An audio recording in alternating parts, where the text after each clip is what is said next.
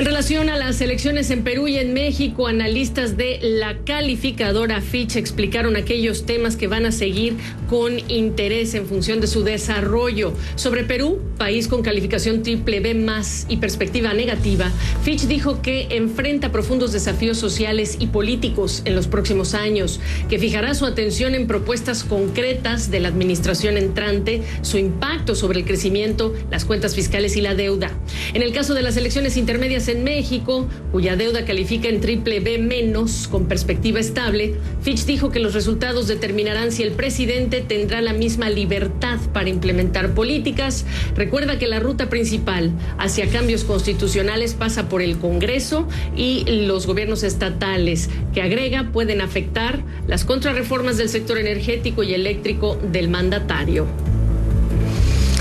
Y hablando de América Latina, por cierto, le informo que Estados Unidos ha pedido, a través del Departamento de Estado de los Estados Unidos, al gobierno de Nicaragua liberar de manera inmediata a la líder opositora Cristiana Chamorro y a sus dos colegas de la Fundación Violeta Barrios. Según un comunicado, el arresto de Chamorro se basa, y voy a citar, en falsos cargos, es un abuso de sus derechos y representa un asalto a los valores democráticos, así como un claro intento de frustrar elecciones libres y justas. Añade, se produce en medio de implacables ataques contra candidatos presidenciales a favor de la democracia y medios independientes. El Departamento de Estado de los Estados Unidos considera incompatible estas condiciones con unas elecciones creíbles. Por su parte, desde México llegó una dura crítica contra el secretario general de la Organización de los Estados Americanos, Luis Almagro. La crítica llegó del canciller Marcelo Ebrard, quien dijo que la OEA facilitó prácticamente un golpe de Estado en Bolivia y la administración de su secretario general es una de las peores en la historia. Bueno, pues lo dijo en conferencia de prensa. Le preguntaron a Ebrard sobre el papel que jugarán los observadores internacionales en los comicios intermedios el domingo próximo. Dijo que México tiene una política de no prohibición a ninguna organización internacional siempre y cuando cumpla con la legislación. La OEA es uno de estos organismos que aceptó una invitación del Instituto Nacional Electoral y ya inició una misión de observación electoral el 26 de mayo. La OEA, por cierto, no respondió de inmediato a nuestra solicitud de comentarios respecto de lo que dijo el canciller. Vamos a escucharlo.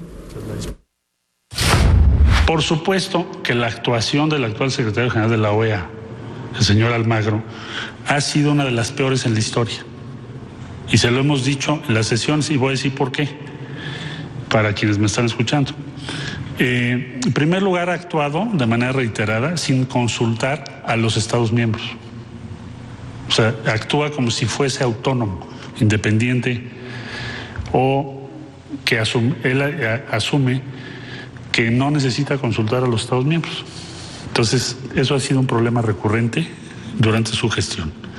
Y segundo, muy dudosas y cuestionables actuaciones para intervenir en procesos internos, como fue el caso de Bolivia, que fue oprobioso, porque facilitaron prácticamente un golpe en un país con una vida democrática ininterrumpida en los últimos años. Bueno, pues son las palabras del canciller Marcelo Ebrard. Hay más noticias desde nuestra región. En El Salvador, este viernes, le debo informar, la Asamblea Legislativa de mayoría oficialista reformó 23 leyes para modificar el proceso de elección de los representantes del sector privado que integran las juntas directivas de las instituciones autónomas. Los cambios aprobados durante la sesión plenaria que se terminó este viernes establecen que los representantes del sector ya no solo serán propuestos por la asociación de la empresa privada, sino por cualquier gremio o sector. El presidente Nayib Bukele dijo en varios tuits que los cambios son parte de la democracia, que el sector privado ya no impedirá el trabajo de su gobierno. Pero la oposición criticó las reformas porque considera que fortalecen el control del Ejecutivo. Bueno, pues con todos estos temas es que le hemos pedido directamente a nuestro invitado Daniel Sobato, director regional para América Latina y el Caribe de la Organización IDEA Internacional, que nos acompañara este viernes, pensando además que ya tenemos, Daniel, ¿cómo estás?, el prólogo de la selección de la segunda vuelta electoral en el Perú y las intermedias en México. Y no sé si empezar a preguntarte qué está pasando con nuestras democracias, con lo que has escuchado en estos reportes que estoy entregando. Gracias, Gabriela, por la invitación. Mira, la democracia está pasando por un momento de mucha dificultad en varios países de la región, entre ellos varios de lo que tú mencionaste. Por un lado, el tema de El Salvador, donde claramente la victoria contundente que logró Bukele, primero en la presidencia y segundo más recientemente en el Congreso, hemos visto que con este grado de poder está avanzando fuertemente sobre las otras instituciones. Reemplazó la sala constitucional, reemplazó al fiscal y ahora está yendo con estas leyes que se están aprobando para cambiar lo que es la integración de la junta directiva de las instituciones autónomas.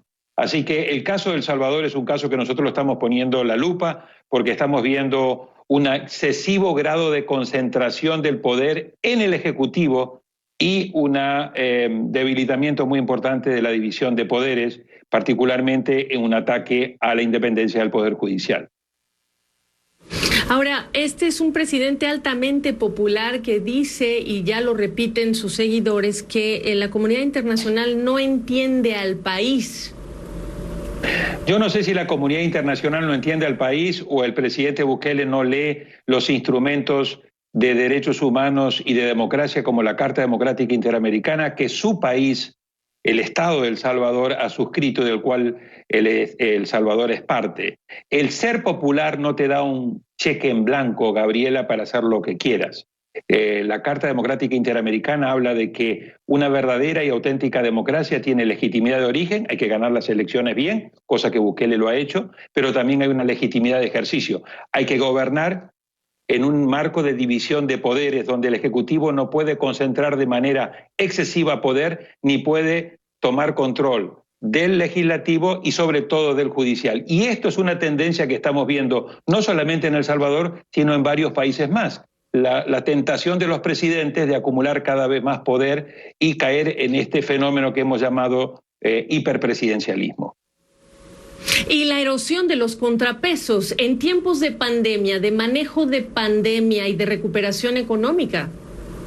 Absolutamente. El tema de los situación tan adversa que venían enfrentando varios países de América Latina previo a la llegada de la pandemia, tú recuerdas un segundo semestre del año 2019 con mucha protesta social en varios países de la región, agudizado por el problema de la pandemia, ha generado un caldo de cultivo, una combinación tóxica de más pobreza, más desempleo, más informalidad, más desigualdad. Este es terreno fértil para que, además, con el pretexto de luchar contra la pandemia, muchos presidentes hagan un uso abusivo de los estados de excepción, de los estados de emergencia para controlar cada vez más poder, arrinconar a la oposición y avanzar sobre la división de poderes, debilitando los checks and balance. ¿Eso implica, Daniel Sobato, que la comunidad internacional reactiva, digamos, su interés, su participación, sus opiniones, sus medidas en los próximos meses en vista de ese escenario que estábamos heredando por la pandemia y por el manejo que dieron o no dieron las autoridades? Ojalá fuera reactiva. Lo que estamos viendo en muchos casos, el caso de Nicaragua que tú también mencionabas, con esta arbitrariedad, una nueva arbitrariedad del régimen autoritario de Ortega y Murillo, en este arresto domiciliario a Cristiana Chamorro y a sus dos colegas, todas las otras exclusiones que han venido dando, la represión de hace 3 años, etcétera, configura una situación donde estamos viendo a Nicaragua aceleradamente caminar a un régimen cada vez más autoritario y a unas elecciones que están calendarizadas para el mes de noviembre, elecciones presidenciales y legislativas, totalmente ilegítimas. Pero frente a eso, los instrumentos internacionales, los mecanismos regionales que tenemos de defensa de la democracia no están actuando ni con la celeridad ni con la determinación que se requiere para enfrentar y evitar que la Nicaragua se convierta en otra Venezuela, que la Venezuela ya sea otra Cuba y así sucesivamente. Tenemos una situación de marcado peligro y amenaza en varios países. Nicaragua es uno de ellos y los instrumentos internacionales y la comunidad internacional, más allá de los tweets y más allá de los comunicados de prensa, no está actuando de nuevo con la determinación y con la urgencia que la amenaza requiere. Ahora que estuvimos escuchando la voz de muchos mexicanos que nos trajeron nuestros compañeros corresponsales de cara al 6 de junio, pues se escucha en una sola voz lo mismo. Queremos cambio, queremos ayuda, queremos que nos escuchen, queremos ver que nos escuchen. Preguntarte entonces si este momento en Latinoamérica, muchos hablan ya de la década perdida, representa también un llamado a gritos de que ese contrato social que tanto ha desilusionado al ciudadano por muchas razones tiene que cambiar. Mira, estamos en una coyuntura realmente estratégica para la región. La región puede tomar el camino donde puede recuperar y tener una década ganada, o puede realmente, si sigue equivocándose, volver a tener otra década perdida como fue en 1980. Los riesgos son que se pierda la década actual en términos económicos, que haya marcados retrocesos, como ya estamos viendo en materia de desarrollo humano, de 1 o quizás 2 décadas, con más pobreza, más desigualdad, más informalidad, y que también la democracia, que está viendo estos niveles de deterioro, sufra un marcado retroceso en varios países. Es muy importante todo lo que está en juego, y para eso se requiere, número 1, reconstruir la confianza de la ciudadanía con las élites políticas. El reclamo que estamos escuchando permanentemente de los ciudadanos en México y en Perú, de CNN, es que dicen: no creemos en los políticos, nos viven engañando, no cumplen con su pobreza. Hay que restablecer esa confianza, hay que renegociar el contrato social para poner en el centro la lucha contra la desigualdad, y hay que recuperar un nivel de gobernabilidad, de gobernanza que asegure que en estos años muy difíciles América Latina no va a perder demasiado ni en estabilidad ni en gobernanza, porque si eso es así, le estamos abriendo las puertas en este superciclo electoral que tenemos, que entre el 2021 y el 2024, 17 países de América Latina van a celebrar sus elecciones presidenciales y legislativas, a más populismo, a más outsiders y a más líderes con un discurso totalmente anti-establishment. Y eso va a agravar aún más la de por sí ya muy frágil situación que tiene la democracia en la región. Bueno, y mientras tanto el mundo nos cayó con la pandemia y los avances tecnológicos, y necesitamos ponernos al corriente. Daniel Sobato, gracias por esta reflexión. A ti, pero no me gustaría dejar una nota totalmente pesimista. Hay maneras de salir, Gabriela, y eso depende enteramente de nosotros. No todo es negativo. O sea, acá hay un discurso muy importante que hay que poner sobre la mesa.